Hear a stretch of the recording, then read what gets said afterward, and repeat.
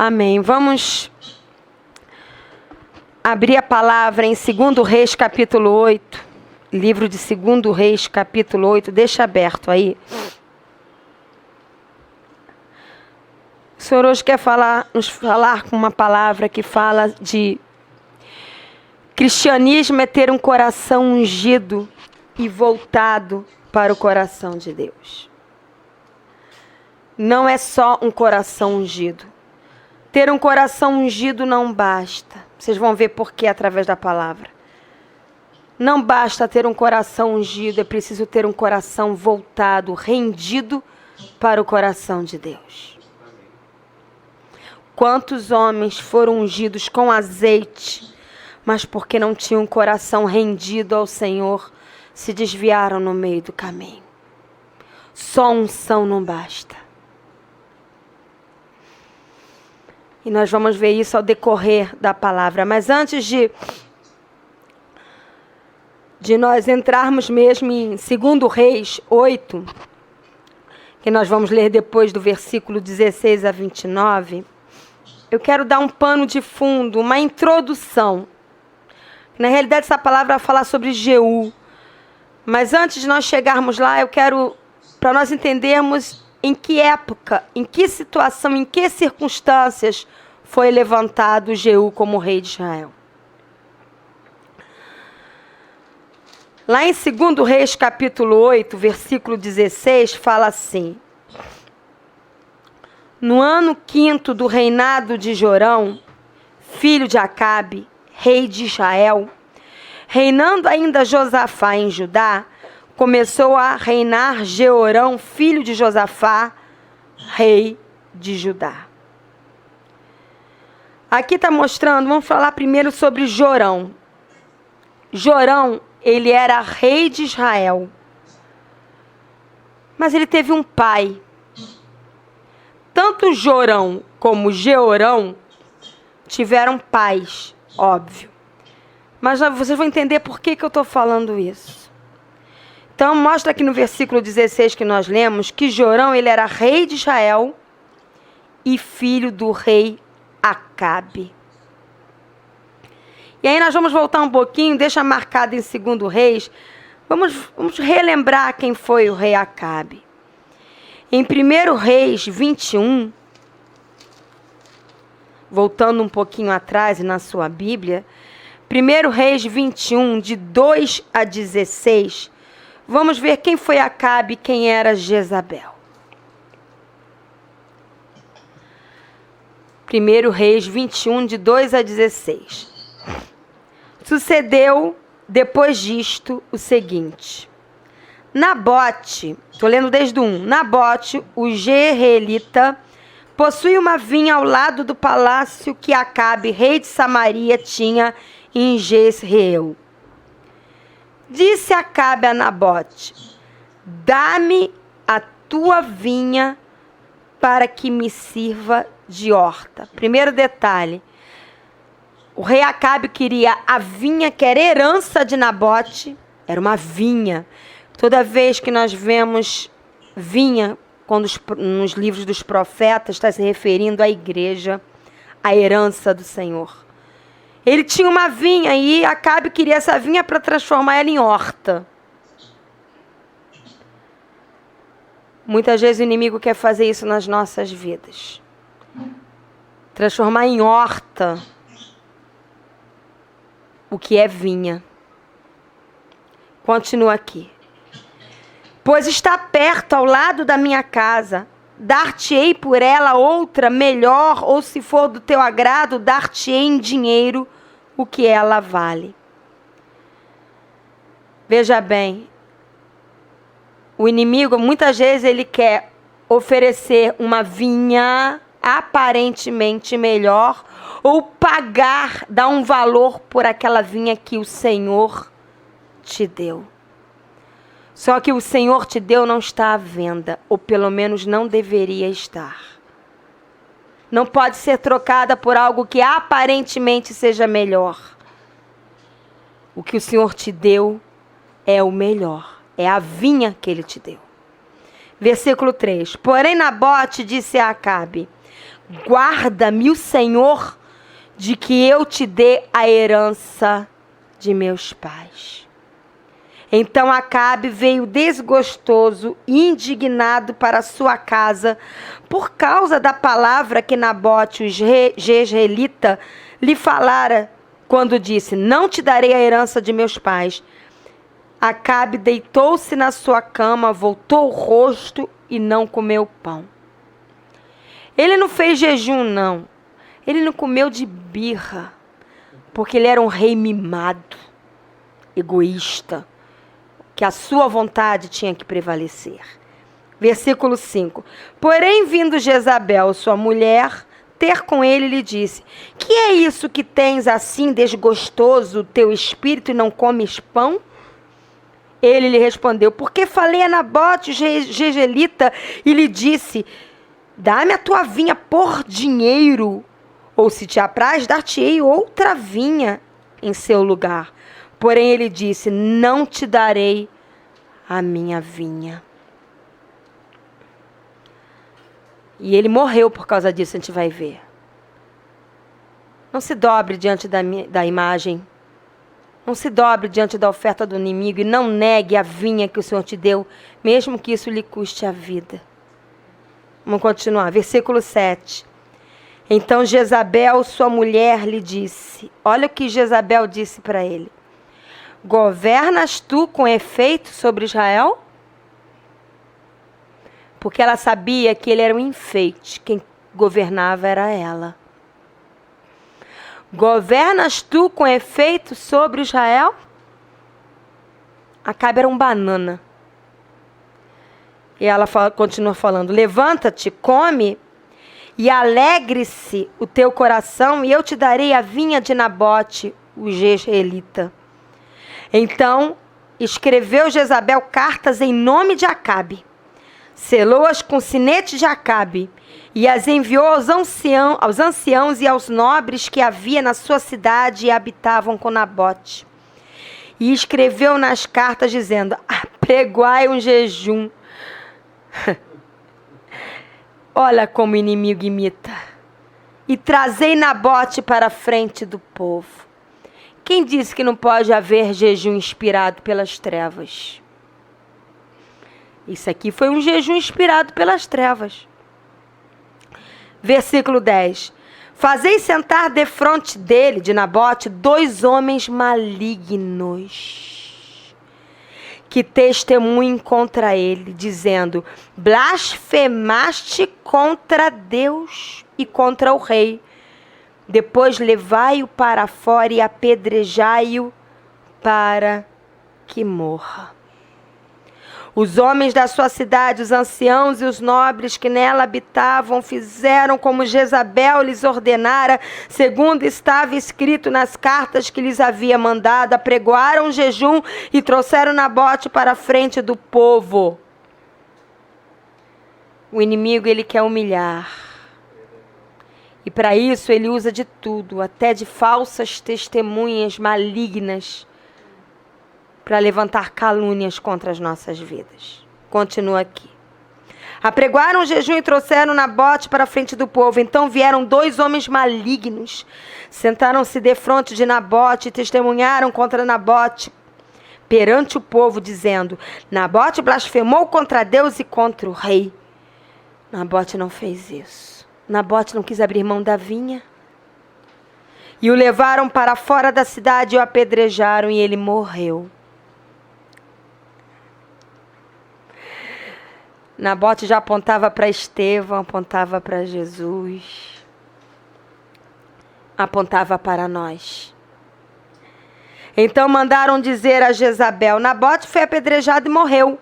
Tendo Jezabel ouvido que Nabote fora apedrejado e morrera, disse a Acabe: agora levanta-te e toma posse da vinha que Nabote, o jezreelita, recusou dar-te por dinheiro, pois Nabote já não vive, mas é morto. Tendo Acabe ouvido que Nabote era morto, levantou-se para descer para a vinha de Nabote, o jezreelita, para tomar posse dela. Esse foi o pai de Jorão, rei de Israel. Foi o rei Acabe, Um rei dominado por sua esposa Jezabel, conivente com o assassinato injusto de um homem, Nabote. Um rei mimado, sem voz ativa. E essa omissão e conivência com a perversidade por parte do rei Acabe trouxe juízo de Deus sobre ele, sobre sua esposa Jezabel e sobre toda a sua descendência. Diz em 1 Reis 21, continuando, versículo 17 a 19, diz assim: Então veio a palavra do Senhor a Elias, o tesbita, dizendo, olha Elias aí, dispõe-te, desce para encontrar-te com Acabe, rei de Israel, que habita em Samaria. Elias precisou passar pelo deserto, precisou enfrentar o Baal e precisou passar pela caverna para poder então aqui enfrentar Acabe e Jezabel com autoridade. Ele falou, dispõe-te, desce para encontrar-te com Acabe, rei de Israel, que habita em Samaria, eis que está na vinha de Nabote, onde desceu para tomar posse dela. Falar-lhe-ás dizendo, assim diz o Senhor. Esse já era outro Elias, não era Elias que fugiu com medo da ameaça de Jezabel. Aqui já era um Elias forjado. Assim diz o Senhor, mataste e ainda por cima tomaste a herança. Dir-lhe-ás mais, assim diz o Senhor, no lugar em que os cães lamberam o sangue de Nabote, cães lamberão o teu sangue, o teu mesmo. Vai para o 23. Também de Jezabel, a mesma Jezabel que ele fugiu, ele estava enfrentando. Também de Jezabel falou o Senhor, os cães devorarão Jezabel dentro dos muros de Jezreel. Quem morrer de Acabe na cidade, os cães o comerão. E quem morrer no campo, as aves do céu comerão. Porque ninguém houve, pois, como Acabe, que se vendeu para fazer o que era mal perante o Senhor. Quantos Jezabel e Acabe nesses dias têm se vendido? Porque Jezabel, sua mulher, o instigava. Então esse era o rei Jorão. A única coisa que o rei Jorão aprendeu com seu pai Acabe foi a perversidade. E o rei Jorão, lá em 2 Reis 8, que a gente vai ler, ele apenas perpetuou o legado de perversidade que seu pai havia lhe ensinado. Então esse foi o pano de fundo do rei Jorão. E o rei Jeorão, que era rei de Judá, seu pai era muito diferente. O seu pai foi o rei Josafá. Quem foi o rei Josafá? Abre lá em 1 Reis 22. 1 Reis 22, versículo 41, olha o que diz quem foi o rei Josafá. Do versículo 41 a 43. E Josafá, filho de Asa, começou a reinar sobre Judá no 4º ano de Acabe, rei de Israel. Detalhe, ele estava reinando em Judá e o rei Acabe, que nós acabamos de ver, estava reinando em Israel. Era Josafá de idade de 35 anos quando começou a reinar e 25 anos reinou em Jerusalém. Sua mãe se chamava Azuba, filha de Sile. Ele andou em todos os caminhos de Asa, seu pai, não se desviou deles e fez o que era reto perante o Senhor. E se você continuar lendo, eu não vou continuar lendo, diz que ele destruiu os altos, a idolatria. Ele fez segundo o coração de Deus. Ele era um homem, um rei, segundo o coração de Deus. Então você vai me dizer, então com Jeorão foi diferente. Jorão teve um pai malvado e ele então perpetuou a maldade. Mas Jeorão não. O pai dele era Josafá, o rei Josafá. Um homem reto, íntegro, que fez a vontade de Deus. Não. Apesar de ter tido um pai que queria o genuíno de Deus, que não se rebaixava a falsas profecias, que buscava a direção de Deus em tudo, o rei Jeorão não seguiu o exemplo de seu pai. Ele escolheu andar em caminhos maus. E agora vamos lá realmente para 2 Reis. 2 Reis 8, 18, olha a escolha do rei Jeorão. Andou nos caminhos dos reis de Israel. Os reis de Israel vinham da linhagem de Acabe, como também fizeram os da casa de Acabe, porque a filha deste era sua mulher, e fez o que era mal perante o Senhor. Jeorão não olhou para o legado que seu pai havia deixado para ele, mas preferiu seguir os caminhos perversos do rei Acabe e da sua descendência. E com essa escolha, o rei Jeorão se colocou debaixo da mesma maldição que havia sobre o rei Acabe e a descendência dele. O rei Jeorão abriu brechas para que povos se tornassem inimigos dele, gerando uma discórdia que perdura até os dias de hoje. Segundo Reis 8, 20 a 22, olha o que diz. Segundo Reis 8, 20 a 22 diz assim: nos dias de Jeorão se revoltaram os edomitas contra o poder de Judá e constituíram seu próprio rei. Pelo que Jeorão passou a Azaí e todos os carros com ele, ele se levantou de noite e feriu os edomitas que o cercavam e os capitães dos carros. O povo de Jeorão, porém, fugiu para as suas tendas. Assim se rebelou Edom para livrar-se do poder de Judá até o dia de hoje. Ao mesmo tempo se rebelou também Líbina. O que nós temos visto hoje não começou hoje. O que nós temos visto hoje, a perseguição por parte do povo do Oriente, do povo que veio lá, desde lá de Gênesis, quando lá de Cão e por aí vai,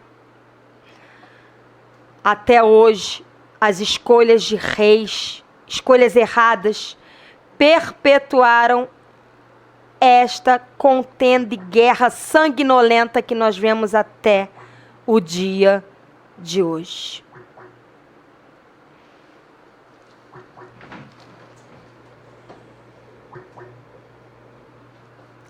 Amém? Vejamos então. Isso foi o pano de fundo. O pano de fundo, porque vai ser levantado, nós vamos ver agora que o Senhor vai levantar um novo rei. Porque Deus viu Jorão, rei de Israel, na lama do pecado, da soberba, da autossuficiência, da desobediência. E viu Jeorão, rei de Judá, da mesma forma.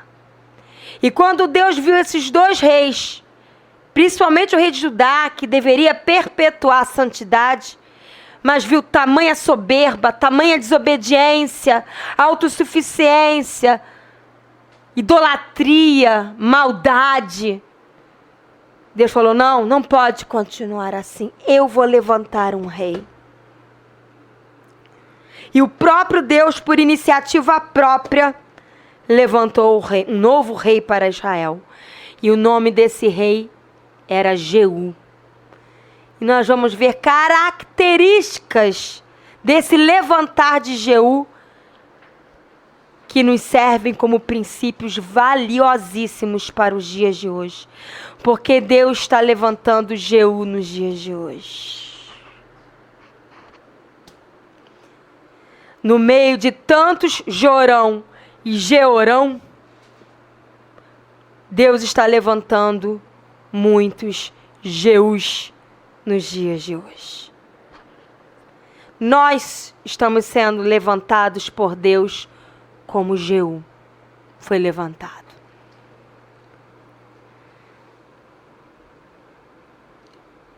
Veja, em 2 Reis 9, de 1 a 3, eu aconselho vocês, durante a semana, com calma, quem está ouvindo agora no momento e quem vai ouvir através dessa gravação, que abra em 2 Reis capítulo 8, 9 e 10 e leia ele todo com calma. Deus vai falar muito ao seu coração. Mas vamos ver Deus levantando Jeú. 2 Reis 9, de 1 a 3, vou ler. Agora vai começar a palavra, até então foi pano de fundo, foi introdução. Então o profeta Eliseu chamou um dos discípulos, não era mais Elias. Elias já tinha ascendido, né, levado pela carruagem de fogo, e Eliseu ficou no lugar dele. Aqui já era o profeta Eliseu. Então o profeta Eliseu chamou um dos discípulos dos profetas. Guarda isso. Não era qualquer um, era um discípulo dos profetas. E lhe disse: cinge os lombos. Quando a gente vê na armadura que fala do cinturão, fala de cingir os lombos. O que é cingir os lombos? Que naquela época eles usavam roupas muito compridas. E se eles tivessem que correr, eles tropeçariam. Então eles cingiam os lombos, que fala aqui da altura do quadril, aqui na barriga, no ventre. E eles amarravam as vestes para que eles não tropeçassem nas suas próprias vestes. Então ele fala: cinge os lombos, isto é, fique livre de qualquer tropeço. Você não vai poder ungir um rei se você estiver embaraçado em suas próprias vestes. Se você estiver embaraçado em algo que te impeça de correr na minha presença. Então, cinge os lombos. Seja livre para correr em mim. Leva contigo este vaso de azeite. Então, você precisa estar levando unção. A minha unção. Você não pode ser um profeta usado por mim se você não estiver livre na minha presença e debaixo da minha unção. E vai-te a Ramote Gileade. Em lá chegando, vê onde está Jeú, filho de Josafá. Olha o detalhe, Jeú é filho de Josafá. Então ele é irmão de Jeorão, filho de Ninze. Entra e faz-o levantar-se do meio de seus irmãos e levai-o à câmara interior. Ninguém é levantado rei no Senhor se não entrar na câmara interior. Ninguém é levantado rei se não tiver com o coração disposto a entrar na intimidade do Senhor. Aquele que quer ser levantado rei no meio de todos para ser visto, nunca vai reinar segundo o coração de Deus. Mas aquele que se levanta dos olhos dos outros para não ficar à vista e entra na câmara interior, ele aprende a andar na intimidade com Deus. Então ele vai reinar segundo o coração de Deus. Versículo 3. Toma o vaso de azeite, derrama-lhe sobre a cabeça e dize: assim diz o Senhor, ungi-te rei sobre Israel. Então abre a porta, foge e não te detenhas. Foi, pois, o moço. Qual era o nome dele? Não sei. Ele era apenas discípulo dos profetas, era moço e jovem profeta, a Ramote Gileade. Entrando ele, eis que os capitães do exército estavam assentados. E ele disse: capitão, tenho mensagem que te dizer. Perguntou-lhe Jeú: a qual de todos nós? Respondeu-lhe ele: a ti, capitão. Até aí por enquanto. Vamos pular para o 11, versículo 11. Saindo Jeú aos servos de seu senhor, disseram-lhe: vai tudo bem? Por que veio a ti este louco? Então veja bem, o profeta que foi usado para ungir Jeú como rei de Israel, ele era discípulo, era moço, era profeta jovem e era considerado como louco. Quem era ele? Não sei. A Bíblia não diz. Porque para fazer a obra do Senhor, você não precisa ser reconhecido pelo nome diante dos homens. Você precisa apenas ter um coração disposto, estar com seu lombo cingido, livre no Senhor e estar coberto pelo azeite do Senhor. Ser reconhecido pelo nome são aqueles que querem fama. Não é o nosso caso. Então, o primeiro princípio que nós vemos aqui é que o novo rei de Israel, ele não foi ungido por um profeta famoso, como era Eliseu, mas por um profeta jovem e discípulo dos profetas, porém considerado como louco pelos outros capitães do exército. Porém, nada disso levou Jeú a uma crise existencial. Jeú podia falar: quem é você? Ah, eu sou discípulo dos profetas, um moço, um jovem profeta. Hã? Por que Eliseu não veio me ungir? Não vou deixar você me ungir, não. Eu nem te conheço. Você não é famoso. Eliseu tinha que vir aqui. Eu não vou acreditar em nada que você está falando, porque Eliseu tem fama, você não. Não. Jeú não entrou em crise existencial. Ele creu. Ele tinha um coração voltado para crer, para discernir o que vinha do Senhor. Ele tinha como importante o chamado ter vindo de Deus. Não importa quem foi usado para ungir. Se veio de Deus, isso é que importa. Ele não se envergonhou de relatar tudo aos que questionavam e debochavam. Lembra que no versículo 11 fala que quando o profeta moço já havia entregado a palavra e foi embora, então Jeú se levantou e foi até os seus servos. E aí os outros capitães viram e falaram: vai tudo bem? Por que veio a ti este louco? Ele não entrou em crise existencial por causa disso. Ele não entrou em depressão. Vocês estão chamando de louco aquele que me ungiu. Isso não afetou o chamado dele. Pelo contrário, ele contou no versículo 12, fala: mas eles disseram: é mentira. Aí ele falou para eles: agora faze-nos sabê-lo, te pedimos. Então disse Jeú: assim e assim me falou a saber, assim diz o Senhor, ungi-te rei sobre Israel. Apesar dele ter sido ungido por um profeta anônimo e ter sofrido o deboche dos seus colegas capitães do exército, ele tinha convicção do chamado em Deus. E o que importa é ter convicção para o que Deus está te chamando. O que importa é você crer no teu coração qual é o chamado e quem está te chamando. Se vão reconhecer, Deus não está preocupado com a pompa em circunstância. Importa que o chamado e a unção venha de Deus.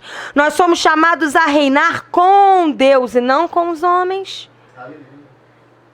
Reinar com Deus é fazer a vontade dele, abençoar vidas. Por isso pouco importa a pompa e a circunstância dada pelos homens. Pouco importa os questionamentos maldosos. Nós precisamos é ter a certeza de que Deus nos chamou. E toda a nossa dependência está nele. Nossa obediência é dada a ele. Logo, nós não temos que provar nada para ninguém. E nem dar explicações a ninguém. Importa é viver o chamado de Deus. Eu falo isso porque Deus falou muito forte ao meu coração. Que lá na frente vão nos pedir explicações. Assim como esses capitães do exército pediram explicações a Jeú. E nós precisamos estar convictos e preparados qual é o chamado e quem nos chamou.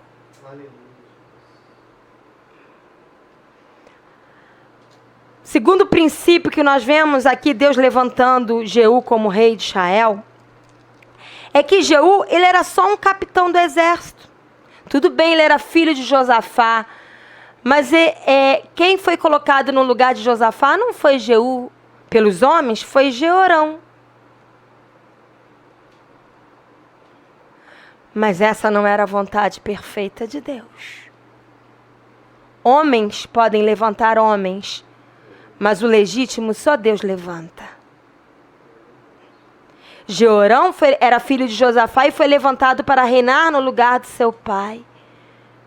Mas quem tinha um coração que nem o seu pai era Jeú. Mas ele era apenas um capitão do exército. Ele não tinha capacidade aos olhos humanos para reinar sobre uma nação, Israel. Mas diferentemente do seu irmão Jeorão, sendo filho do rei Josafá, Jeú escolheu obedecer a Deus como seu pai.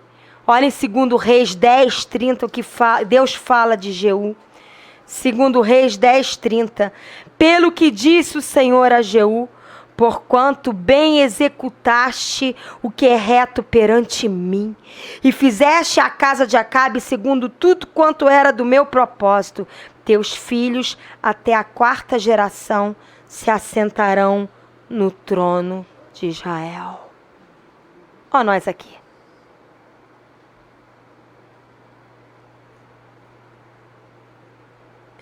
Presta atenção. O novo rei de Israel precisava ter aprendido a ser um capitão de exército, um guerreiro.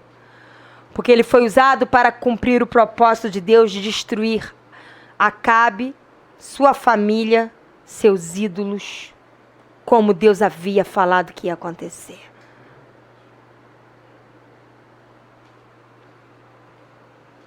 Não importa a posição hierárquica que nós ocupamos na instituição igreja, nem mesmo os títulos e cargos. O que importa é ser ungido por Deus como Jeú foi.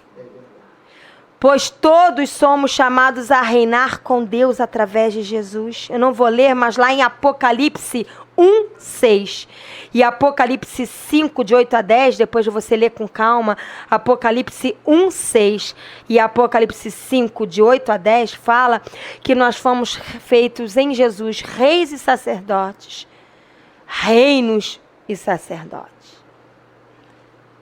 Nada é pela vontade do homem, mas é pelo sangue de Jesus, nem é mesmo pela tua vontade. Você pode querer muitas coisas, mas só a vontade de Deus prevalece, pelo sangue de Jesus. Nós fomos comprados por Jesus, pertencemos a Jesus, reinamos com Jesus, reinamos para Jesus. E se é para Jesus, reinar não é fama. Reinar não é reconhecimento e glória humana. Mas é viver a mesma coisa que Jesus viveu em Filipenses 2. Deixa marcadinho aí 2 Reis. E vamos lá para Filipenses 2, de 5 a 8. Filipenses 2, de 5 a 8 diz assim: tendo em vós o mesmo sentimento que houve também em Cristo Jesus, pois ele, subsistindo em forma de Deus, não julgou como usurpação ser igual a Deus. Antes, a si mesmo se esvaziou, assumindo a forma de servo, tornando-se em semelhança de homens e reconhecido em figura humana. A si mesmo se humilhou, tornando-se obediente até a morte e morte de cruz. Se você não se espelhar aqui em Jesus, você nunca vai ser um rei. Porque rei é se esvaziar e tomar a forma de servo. Reinar é servir no reinado de Deus debaixo da autoridade de Jesus como servo. O terceiro princípio que nós vemos aqui, porque Deus levantou Jeú. Veja bem, Jeú vinha de uma linhagem dos reis de Judá, lembra? Ele era filho de Josafá. Josafá era rei de Judá.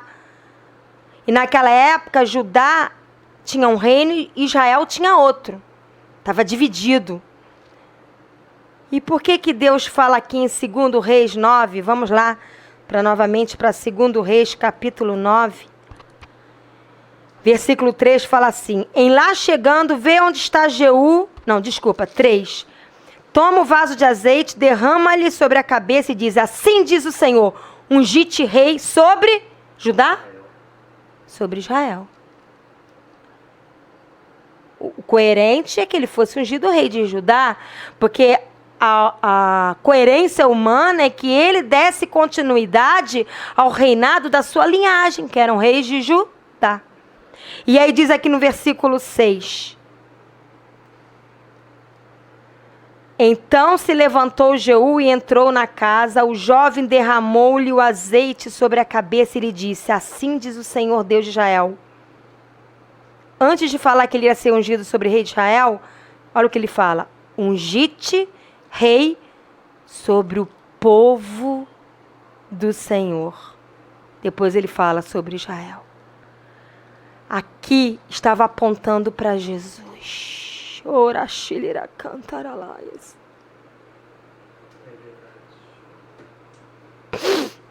Jesus não veio para reinar nem em Judá, nem em Israel, nem na China, nem no Japão. Ele veio para reinar sobre todos os povos e sobre todo o povo de Deus. Em Jeú, Deus estava falando, não é Judá, não é Israel. Eu estou ungindo ele para reinar sobre o meu povo.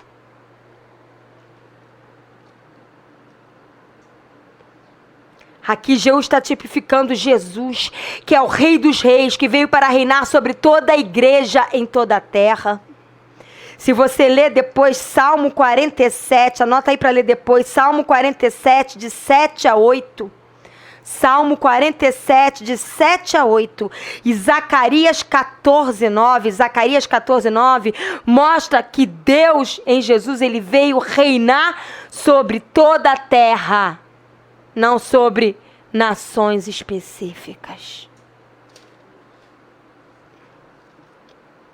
O quarto princípio que Deus levantou Jeú é que Jeú ele foi extremamente obediente a Deus. O que Deus falou em 2 Reis 9, de 7 a 8, vamos lá para 2 Reis 9, de 7 a 8, olha o que diz. Era uma profecia do que Deus ia usar Jeú para fazer. Uma profecia, uma promessa que Deus fez. Lembra? Quando Acabe e Jezabel coniventemente mataram Nabote e roubaram a vinha dele. E que Deus usou Elias para dizer que viria destruição e morte sobre Acabe e sobre Jezabel e toda a descendência. Passaram-se anos. Mas Deus não se esquece. Deus não se esquece do sangue dos profetas que são derramados. Deus não se esquece das afrontas que nos são feitas. Deus não se esquece. E aqui, através de Jeú, Deus falou o seguinte, através do profeta, do jovem profeta, falou para Jeú: ferirás a casa de Acabe, teu senhor, para que eu vingue da mão de Jezabel. É o espírito que está atuando nesses dias. O sangue de meus servos, os profetas, e o sangue de todos os servos do Senhor. Toda a casa de Acabe perecerá, e exterminarei de Acabe todos do sexo masculino, quer escravo, quer livre, em Israel. Porque farei a casa de Acabe como a casa de Jeroboão, filho de Nebate, como a casa de Baasa, filho de Aias. Os cães devorarão Jezabel no campo de Jezreel, não haverá quem a enterre. Dito isto, abriu a porta e fugiu.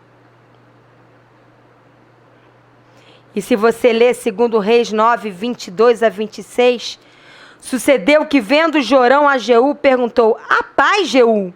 Quem era Jorão? Filho de quem? Do rei Acabe. Vendo Jorão a Jeú, perguntou: a paz, Jeú?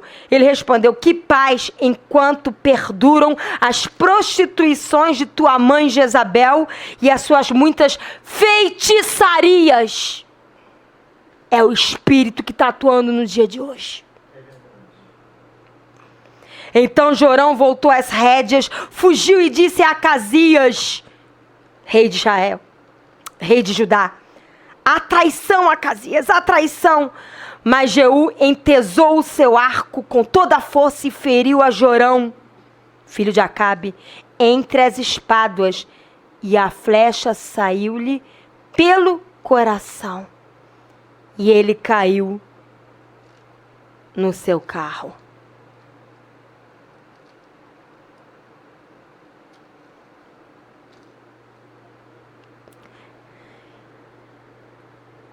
E você vai lendo, não vou ler mais adiante, mas você vai lendo que Deus cumpriu através de Jeú o que ele disse que ia fazer com Acabe e com Jezabel.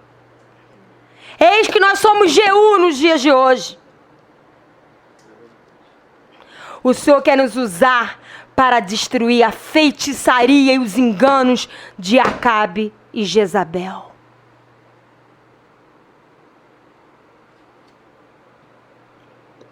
Nós precisamos ser obedientes como Jeú foi.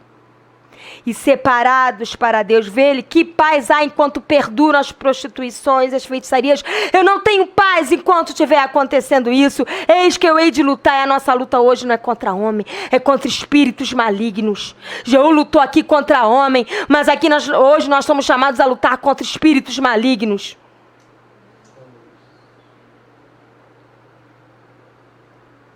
Eu estou quase terminando. Em Atos 2,40, deixa marcadinho em 2 Reis.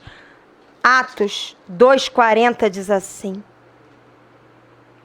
Com muitas outras, Pedro está falando aqui. Com muitas outras palavras deu testemunho e exortava-os dizendo: salvai-vos desta geração perversa. Separai-vos desta geração perversa. E em 2 Coríntios, carta de 2 Coríntios, mais adiante, capítulo 6, versículo 16 a 18, olha o que diz. Capítulo 6, versículo 16 a 18. Que ligação há entre o santuário de Deus e os ídolos? Porque nós, não os templos construídos por mãos humanas, nós somos santuário de Deus, vivente, como Ele próprio disse: habitarei e andarei entre eles, serei o seu Deus e eles serão o meu povo. Por isso, retirai-vos do meio deles. Separai-vos, diz o Senhor. Não toqueis em coisas impuras, e eu vos receberei. Serei vosso pai, e vós sereis para mim filhos e filhas, diz o Senhor Todo-Poderoso. É tempo de separação. Não dá nem para viver tocando na impureza. Não dá mais para ficar flertando com a impureza.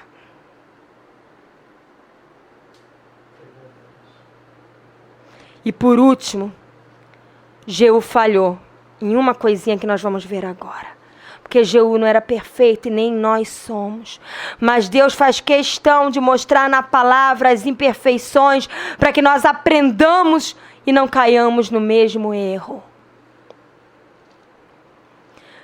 O último texto de hoje está em 2 Reis 10, de 25 a 31, olha o que diz. 2 Reis 10, de 25 a 31. Diz assim: sucedeu que, acabado o oferecido do holocausto, aqui o Jeú, ele mandou chamar todos os profetas de Baal e fez uma armadilha para destruir toda a idolatria. Aí fala aqui: sucedeu que, acabado o oferecimento do holocausto, ordenou Jeú aos da sua guarda e aos capitães: entrai, feri todos os profetas de Baal, que nenhum escape. Feriram-nos ao fio de espada, e os da guarda e os capitães os lançaram fora, e penetraram no mais interior da casa de Baal, e tiraram as colunas que estavam na casa de Baal, e as queimaram. Também quebraram a própria coluna de Baal, e derribaram a casa de Baal, e a transformaram em latrinas até o dia de hoje. Quantos acham que estão buscando a Deus, mas estão no meio de latrinas? É forte? É não, você tem que ver o Renê. O Renê é mais forte que eu. Eu sou fichinha. Pastor Renê vai mais fundo. Eu falar que muitos que se dizem templos hoje são latrina é básico. E diz aqui: assim Jeú exterminou de Israel a Baal. Porém, Jeú não se apartou de seguir os pecados de Jeroboão, filho de Nebate, que fez pecar a Israel, a saber, dos bezerros de ouro que estavam em Betel e em Dan. Pelo que disse o Senhor a Jeú: porquanto bem executaste o que é reto perante mim, e fizeste a casa de Acabe segundo tudo quanto era do meu propósito, teus filhos até a 4ª geração se assentarão no trono de Israel. Mas Jeú não teve cuidado de andar de todo o seu coração na lei do Senhor, Deus de Israel, nem se apartou dos pecados de Jeroboão, fez pecar Israel. Ele destruiu tudo toda a idolatria a Baal, postes ídolos, todo o santuário de Baal. Ele destruiu Acabe, a descendência de Acabe, Jezabel. Ele fez tudo o que o Senhor ordenara. Mas ele manteve os 2 bezerros de ouro que Jeroboão tinha construído para que o povo de Israel adorasse. Está lá em 1 Reis 12, 28 a 30. Depois de você ler 1 Reis 12, 28 a 30, o rei Jeroboão construiu 2 bezerros de ouro para que desviasse os olhos do povo de Israel de Deus e começassem a adorar esses bezerros. Ah, mas foi só uma pequenina falha, ele destruiu tudo, só deixou 2 bezerrinhos. Não pode haver fagulha de impureza. Por isso que diz que sem santidade ninguém verá a Deus. Santificai-vos, santificai-vos, santificai-vos. Porque se tiver meio bezerro de ouro, você não vai ver a Deus. Você não vai experimentar Deus. Ah, eu já destruí todos os Baal da minha vida. Será que ainda tem algum bezerro de ouro pequenininho, escondidinho, que ninguém sabe, só você sabe?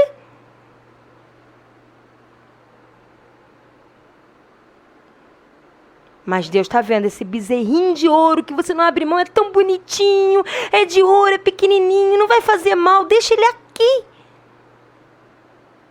Ele é de ouro. Ele custou tanto. É só um bichinho. É um bezerrinho. Que mal pode haver? Deixa ele aqui, eu já fiz tanto. Eu me levantei contra Acabe, eu me levantei contra Jezabel, eu destruí exércitos, eu destruí toda a idolatria a Baal. Deus não vai se importar se só esse bezerrinho ficar aqui.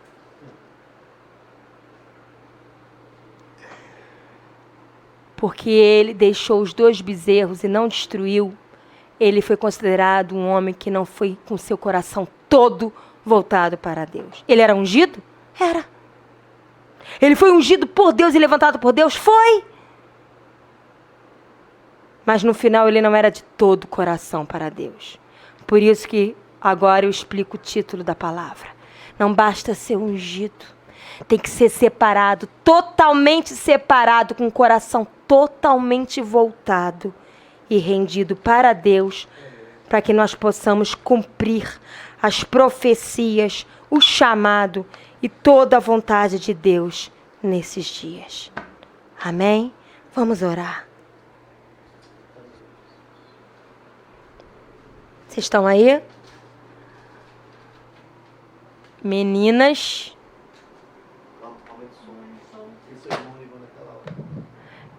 Meninas, vocês estão aí? Sim.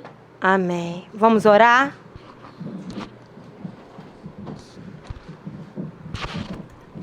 A irmã Lucy está aí? Ela desliga, né? Então eu queria que a Soraya orasse, depois a Shirley, depois aí o pastor, aí vocês vão estender as mãos, vamos orar, vocês vão orar pela palavra. Ora a Soraya, depois a Shirley. E depois o pastor José Arthur. Eu estou ouvindo muito longe, muito mal. Eu também. Ah, eu estava com o fone errado. Peguei o fone certo. Agora está melhor? Tá. Eu estava falando com o fone que grava a palavra. São iguais. A Soraya vai orar em cima da palavra, a Shirley também depois.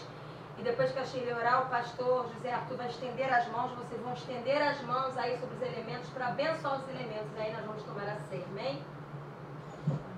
Tá, eu só não ouvi o início do que você explicou. Você vai orar em cima da palavra, depois a Shirley vai orar. Ah, tá. O resto você entendeu. Amém. Amém, amém. Senhor, em nome de Jesus. Amém. Muito obrigada, Senhor, porque Tu tens nos exortado, Tu tens, ó Deus, nos ensinado a Tua palavra.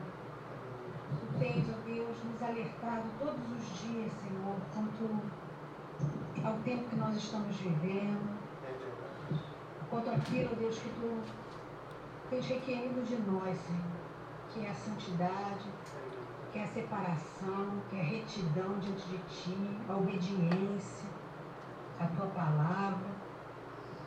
Deus, muito obrigado, porque Tu não estás, ó Deus, retendo, Senhor, a Tua palavra de nós. Tu não estás, ó Deus, retendo, Senhor, a Tua correção, Senhor, a Tua exortação sobre a nossa vida. Muito obrigado, Pai, porque é muito bom, Senhor, ouvir uma palavra de exortação, de despertamento. É muito bom, Senhor, porque toda vez que nós somos, podemos exortados, chacoalhados, Senhor, repreendidos, ensinados mesmo por Ti, Deus, nós sabemos, nós sentimos, nós vivemos, Pai, o Teu amor por nós. Porque só um Pai que ama, Deus, que zela por seu filho, o repreende e o ensina. Muito obrigada. Muito obrigada porque a Tua palavra tem sido, Deus, de ensino mesmo, de conserto, Senhor, para que nós nos consertemos. Nós, ó Deus, realmente nos entremos, Senhor, em consonância, Senhor, com a Tua vontade, em consonância, Senhor, com a Tua palavra. Muito obrigada, Pai, por cada ensino, Pai, por cada exortação. E nos ensina, Pai, não só ouvir esta Tua palavra, mas realmente vivermos ela, Senhor. Que a gente possa, Senhor, se despir, Senhor, de tudo que é impuro, Deus. Amém, Jesus. Todo Deus que tenha nos separado de Ti, que tenha, Deus, Amém, Deus, impedido, Senhor, muitas vezes uma comunhão plena e perfeita.